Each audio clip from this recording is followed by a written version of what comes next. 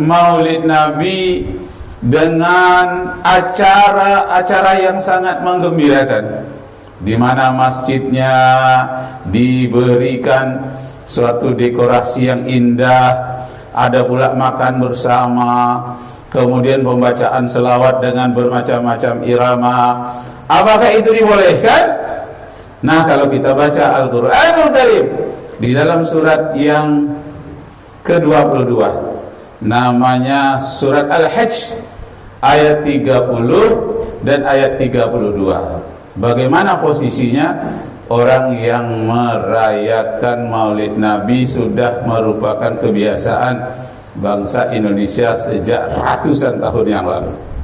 Nah, Al-Quran menjawab di dalam surat Al-Hajj ayat 30, "Wa man yu'azzim sya'airallah", hal itu termasuk orang yang mengagungkan syiar-syiar agama Allah. Kalau orang mengagungkan syiar agama Allah, tentulah dia mendapatkan pahala di sisi Allah. Kemudian ayat 32, peringatan Maulid itu termasuk bahagian dari "Wa may yu'azzim hurumatillah", mengagungkan orang yang dimuliakan oleh Allah. Besar pahalanya bagi orang yang mengagungkan agama Allah, mengagungkan orang yang dihormati, disayangi oleh Allah, dan menghormati syiar agama Allah.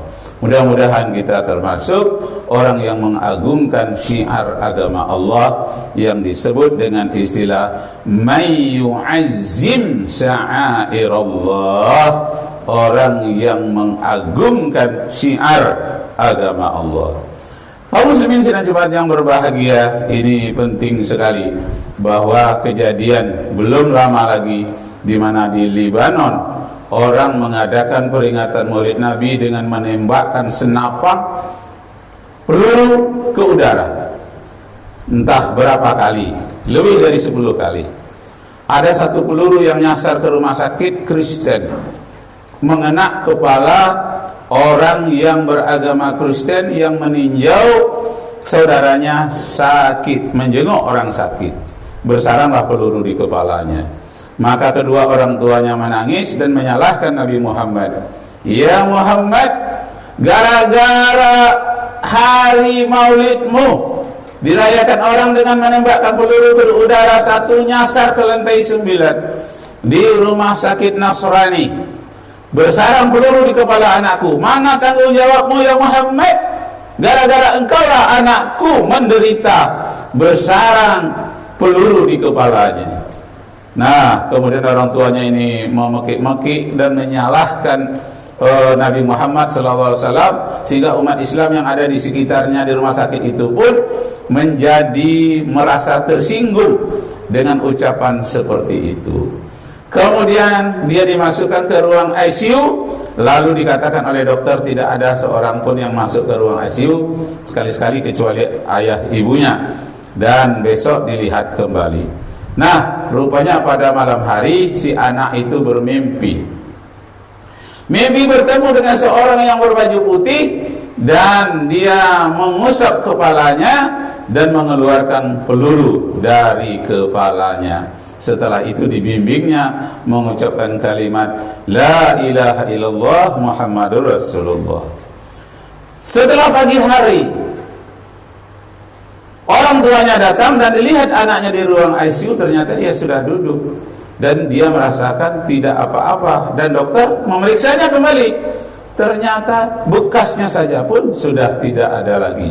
Terjadi mukjizat yang sangat besar di abad modern sekarang ini. Padahal Rasulullah sudah wafat 14 abad yang lalu, tetapi mukjizat beliau masih berlaku sampai hari ini. Allahu Akbar.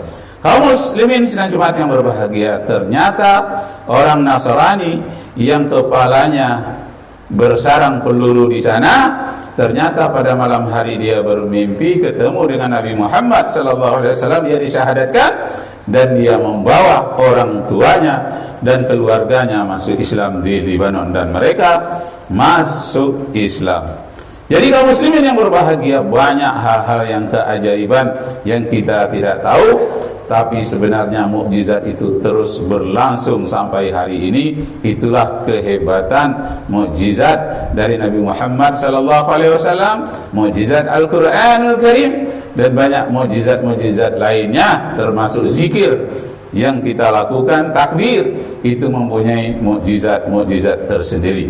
Mudah-mudahan kita yang mencintai Rasulullah, mencintai Nabi Muhammad sallallahu alaihi wasallam, mendapatkan mukjizat-mukjizat seperti itu dalam bentuk yang lain, yang intinya siapa yang cinta kepada Rasulullah, dia akan bersama dengan Rasulullah di akhirat kelak. Barakallahu li